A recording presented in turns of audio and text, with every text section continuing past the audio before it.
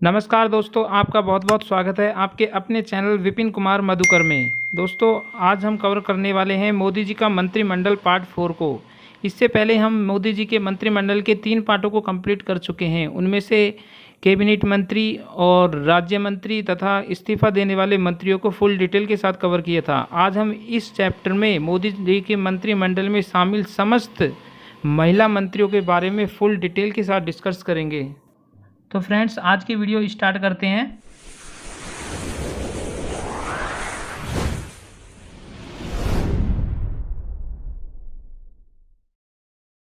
तो दोस्तों, आप सभी जानते हैं कि 7 जुलाई 2021 को मोदी जी ने अपने मंत्रिमंडल में विस्तार एवं फेरबदल किया है, जिसमें 7 महिलाएं भी शामिल की गई हैं। तो इस प्रकार से महिला मंत्रियों की कुल संख्या 11 पहुंच गई है।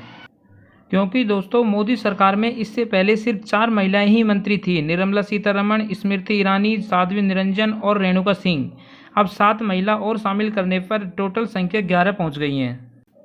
तो दोस्तों, इस प्रकार से 7 महिला और आ जाने से मोदी सरकार में महिला मंत्रियों की संख्या 11 पहुंच गई है। प्रधानमंत्री नरेंद्र मोदी को मिलाकर मोदी सरकार में इस वक्त 78 मंत्री हैं। तो दोस्तों, इस प्रकार से मोदी सरकार में अभी भी महिला मंत्रियों की हिस्सेदारी सिर्फ 14% ही है। तो दोस्तों, प्रधानमंत्री मोदी जी ने जिन महिलाओं को मंत्री पद के लिए चुना है, उन्हें बहुत ही महत्वपूर्ण पद का जिम्मा दिया गया है।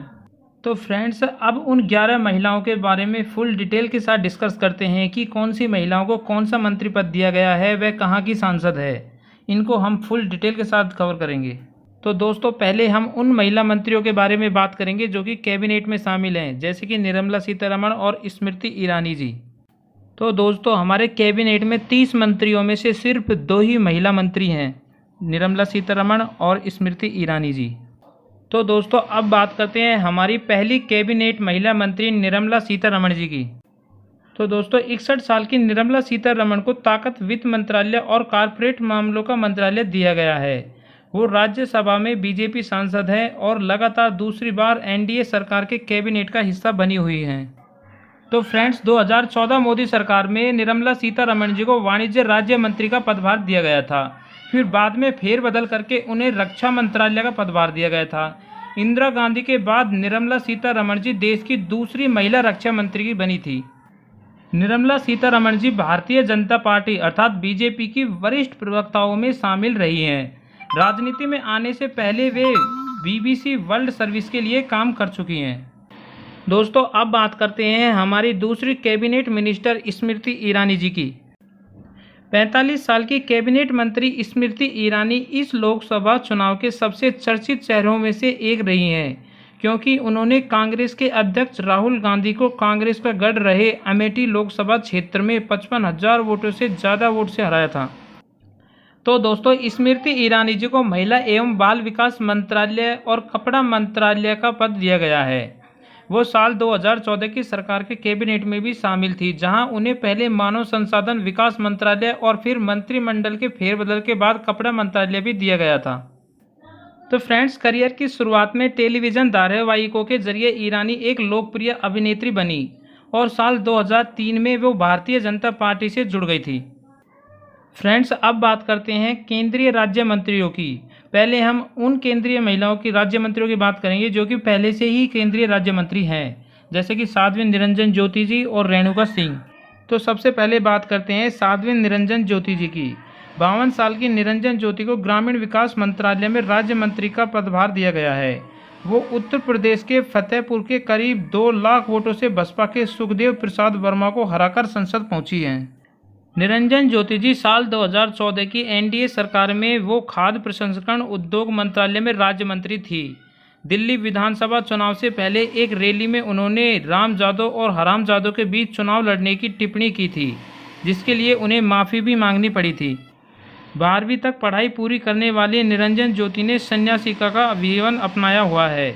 सांसद बनने से पहले वो हमीरपुर से विधायक चुनी जा चुकी हैं और उत्तर प्रदेश सरकार में मंत्री भी रह चुकी हैं। अब बात करते हैं हमारे दूसरे नंबर की केंद्रीय राज्य मंत्री की रेणुका सिंह जी का। दोस्तों, यह भी पहले से ही राज्य मंत्री हैं। दोस्तों, 55 साल की रेणु सिंह सरूता को आदिवासी मामलों के मंत्रालय में राज्य मंत्री का पदभार दिया गया है।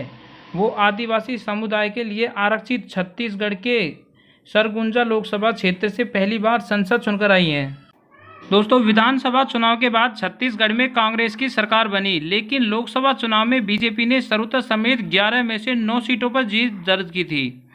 12वीं तक पढ़ाई करने वाली रेणुका सिंह सरुता इससे पहले 2 बार विधायक का चुनाव जीत चुकी हैं और छत्तीसगढ़ सरकार के मंत्रिमंडल में बतौर महिला एवं बाल विकास मंत्री का काम भी कर चुकी हैं।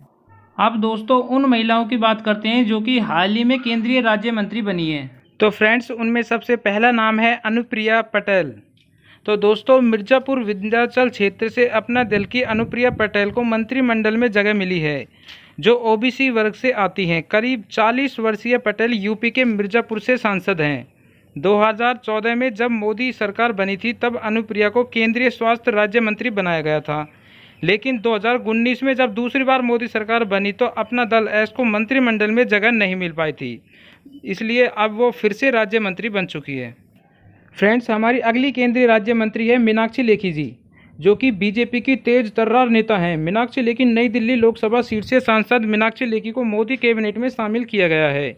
इन्हें विदेश मंत्रालय में राज्य मंत्री और संस्कृति मंत्रालय में राज्य मंत्री पद का भार दिया गया है। पैसे से वकील मीनाक्षी लेखी पार्टी और सरकार का पक्ष बड़ी मजबूती से रखती हैं और समाचार चैनलों तक में भी मजबूती से वह सरकार का पक्ष को रखती हैं। 54 वर्षीय लेखी को मोदी मंत्रिमंडल में शामिल कर लिया गया है और एक बड़ी जिम्मेदारी से दी गई है। मीनाक्षी लेखी ने 2014 में नई दिल्ली सीट से कांग्रेस के अजय माकन को भारी मतों से हराया था। हमारी नेक्स्ट केंद्रीय राज्य मंत्री हैं अन्नपूर्णा देवी जी। ये पहली बार संसद पहुंची हैं। अन्नपूर्णा देवी को मिली जिम्मेदारी, इन्हें शिक्षा मंत्रालय में राज्य मंत्री बनाया गया है। दोस्तों, झारखंड से बीजेपी की सांसद अन्नपूर्णा देवी को भी मोदी कैबिनेट में जगह मिली है। अन्नपूर्णा देवी को केंद्र सरकार में राज्य मंत्री बनाया गया है। सांसद के रूप में इनका यह पहला कार्यकाल है। वह झारखंड और बिहार में 4 बार विधायक भी रह चुकी हैं। उन्होंने झारखंड सरकार में कैबिनेट मंत्री के रूप में काम किया है। अन्नपूर्णा देवी सिंचाई, महिला एवं बाल कल्याण जैसे विभागों की मंत्री भी रह चुकी हैं। हमारी नेक्स्ट केंद्रीय राज्य मंत्री हैं दर्शन विक्रम जरदोश। देखिए दोस्तों, दिखने में यह नाम पुरुषों जैसा लगता है, लेकिन यह भी एक महिला ही है।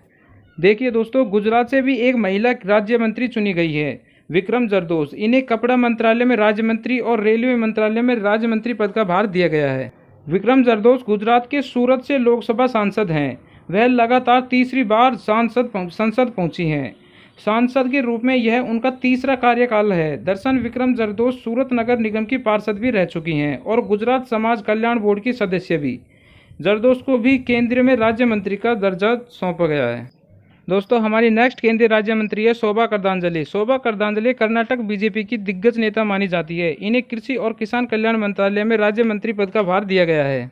शोभा ने अपना राजनीतिक जीवन 1994 में शुरू किया था और शोभा करंदलाजे बहुत ही कम उम्र में आरएसएस से जुड़ गई थी। शोभा करंदलाजे को बीजेपी में 2004 में एमएलसी बनाया गया था। इसके बाद 2008 में उन्हें यशवंतपुर बेंगलुरु से विधायक चुना गया।